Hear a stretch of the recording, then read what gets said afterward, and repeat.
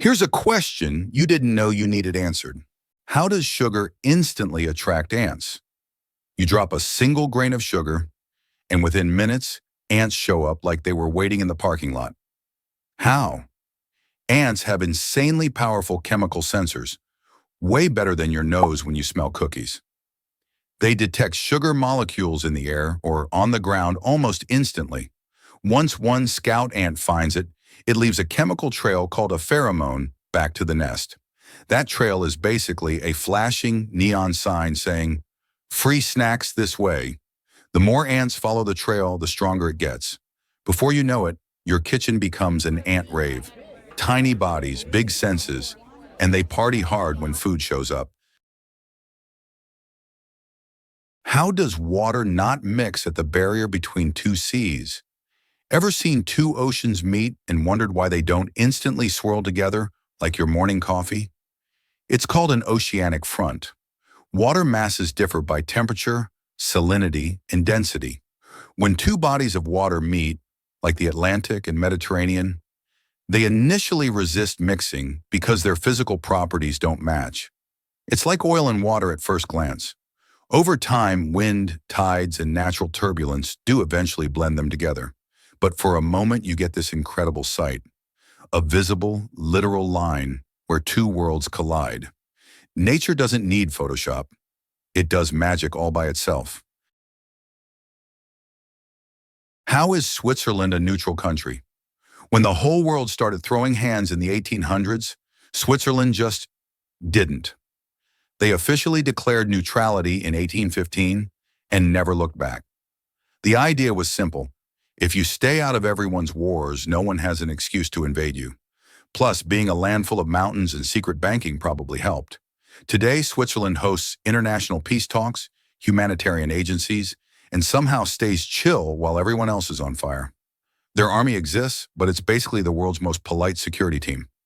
Switzerland, the ultimate not my business champion since Napoleon.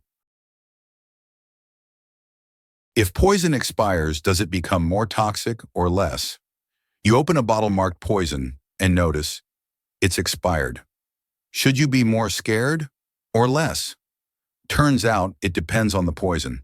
Some chemical compounds break down over time, losing potency, meaning they're less dangerous.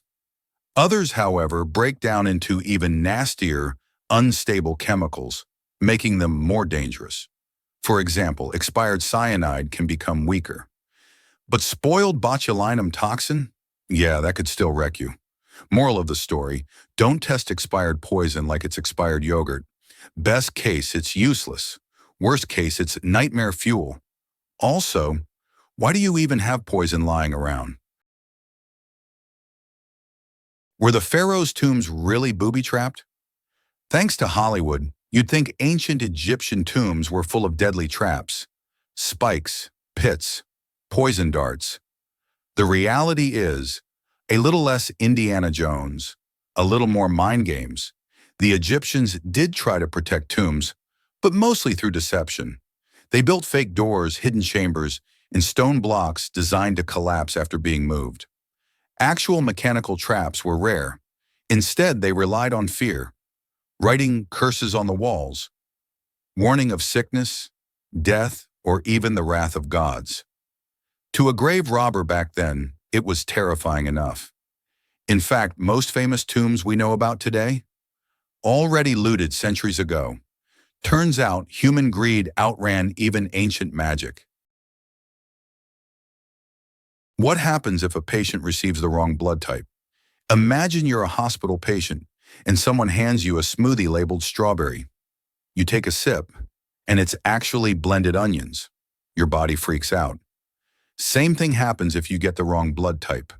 Your immune system sees the unfamiliar blood cells as invaders and launches a full-on attack.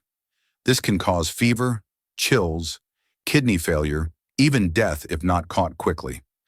That's why doctors cross-match blood types, A, B, and O, plus Rh factors, like they're defusing a bomb. No mix-ups allowed. So next time you think doctors are being overly picky with blood bags, remember, better picky than getting an accidental Mortal Kombat scene inside your body. What if the moon fell to Earth? Imagine looking up at the night sky and seeing the moon getting closer, slowly then faster, like a cosmic wrecking ball. If the moon ever somehow fell toward Earth, things would go bad. First, tides would go crazy, flooding entire cities. Earth's crust would crack under the gravitational pull, causing super earthquakes and volcanic chaos. And when it finally collided, it would vaporize oceans, flatten continents, and basically reset the planet. Good news, it's scientifically impossible. The moon's orbit is actually drifting away from us, about 1.5 inches per year. So relax, your only danger from the moon is werewolves. What if we detonated the strongest nuclear weapon in the deepest part of the ocean? Imagine dropping a nuke, not just any nuke, but the Tsar Bomba, into the Mariana Trench, the deepest place on Earth. What happens? First, an insane explosion would send shockwaves through the water. Massive steam clouds would blast out. The immediate area? Cooked. But no apocalyptic tsunami swallowing continents. Water absorbs shocks surprisingly well. Most of the energy would be swallowed by the sheer mass of the ocean. It would be horrific locally, but the rest of Earth would barely flinch. Bottom line, nukes are terrifying, but the ocean is the ultimate cosmic punching bag. Still, don't try it, okay? What's the secret behind mummification? How did ancient Egyptians turn corpses into time travelers? The secret was in drying out the body fast.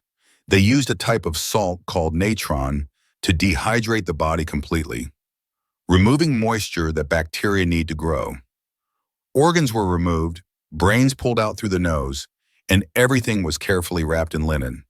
Sometimes they even stuffed the body to keep a lifelike shape. It wasn't magic. It was some serious chemistry skills and a little morbid dedication to preserving the VIPs for the afterlife. Basically, ancient Egypt perfected the world's first deep freeze. Where does sewage water go? And do we end up drinking it again? You flush the toilet and poof, the problem is gone. But where does it actually go?